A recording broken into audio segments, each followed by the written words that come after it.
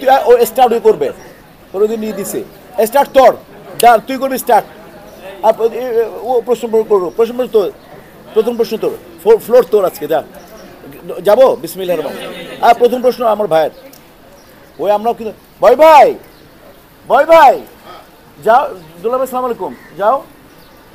যাও ওখানে যাও ভালো আছে যে প্রডিউসাররা ঈদে হয় কি ভাইয়া ঈদে মনে করো ছবিটা এমনিতেই দর্শকের 5-7 দিন বন্ধ পায় মানে মনে করো এক সপ্তাহ তো বন্ধ পায় মানে যদি আমরা টার্গেট অডিয়েন্সটা ধরি যারা আমাদের ফিল্মের কমার্শিয়াল ছবি টার্গেট অডিয়েন্স ওরা একবারও মনে করো যে ওনারা কিন্তু 5-6 দিন গ্যাপ পায় 5-6 এক সপ্তাহ তাহলে তারা 2-3টা ছবি দেখতে একটা বাজেট করে তো সেই জায়গা থেকে প্রডিউসাররা তখন হয় কি এবং মানুষ এই ছুটিটাকে আবার 7 দিনেটা কেউ 10 দিন করে কেউ 3 দিনেটা 5 দিন করে তো সেই জায়গায় অনেকগুলো ছবি থাকে অপশান থাকে আর কি হাতের সামনে আর তো কিছু টাকাও থাকে হাতে তো সব মিলাই এই জন্যই আর কি প্রডিউসারকে সেফ থাকে জানি আর বড় ছবি এখন তো নর্মাল দিনে দিলে দেখা যায় চলতেছে না মাঝারি ছবি চলতেছে না তো যার কারণে সবাই ঈদ টার্গেট করে যে আমার একটা নাম হবে অ্যাটলিস্ট আমি গতবার বলেছি না যে ঈদ বকরিদে পোলাও খেলে হবে না অন্তত মাসে মাসে একবার পোলাও খেতে হবে মানে মাসে অন্তত একটা হিট ছবি দিতে হবে আমি গত ইন্টারভিউতে বলেছি যে না যদি ঈদ বকরিদে খালি পোলাও খাবেন তাহলে হবে না আপনাকে তো মাসে মাসে একটা খেতে হবে তাহলে না হলে তো চলবে কেমনি মাস ভাই গো সমিতিটা হচ্ছে ভাইয়া এটা কিন্তু কোনো অর্থনৈতিক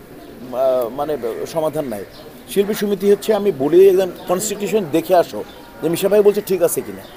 শিল্পী সমিতি হচ্ছে একটা অরাজনৈতিক সংগঠন অলাভজনক প্রতিষ্ঠান তবে এখানে শিল্পীদের ভালো মন্দ কেমন আছে ভালো খারাপ আছে কিনা শিল্পীরা সংশ্লিষ্ট প্রডিউসার ডিরেক্টরের সাথে সম্পর্ক ঠিক আছে কিনা যদি সময় সুযোগ থাকে সরকারের সাথে বার্গেনিং করে কিছু শিল্পীদের অ্যাডভান্টেজ আনা যায় কিনা এইটা ভাই আমরা শিল্পী মানে আমি বলি শিল্পী সমিতি হচ্ছে ভাইয়া শোরুম এখানে তো ভাইয়া তুমি পাবা প্রোডাক্ট পাবা কারখানা আমরা না কারখানা তো প্রডিউসার ডিরেক্টররা আমি আগেও বলেছি মনে করো একটা ভালো আমরা বেকারি এখানে ভালো বিস্কিট পাবা তুমি ভালো আইসক্রিমের দোকান বা আমরা শোরুম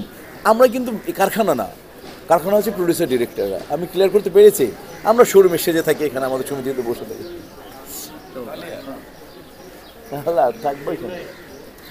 নির্বাচন নিয়ে কার্যক্রমে ঠিক এরকম না আমরা তো নির্বাচনী কার্যক্রম তো মানে এমনি তো আমরা নির্বাচনী কার্যক্রম বলে তো পলিটিক্যালি মনে হয় এটা শিল্পী সমিতির একটা আনন্দঘন পরিবেশে একটা দিন নির্বাচন দিন ঠিক করা হবে ঠিক করা হয়েছে এটাকে আমি আশা করি বহাল থাকবে তো এটা প্রথম 19 এপ্রিল হওয়ার কথা তো আমরা তো ওই যে সবাই মিলেমিশে নির্বাচন করি তো যে পক্ষে থাকুক অপর পক্ষের প্রতি আমার শ্রদ্ধা সম্মান ভালোবাসা শ্রদ্ধা আমি মিলেমিশে নির্বাচন করব দর্শকরা যাকে বেছে নিবে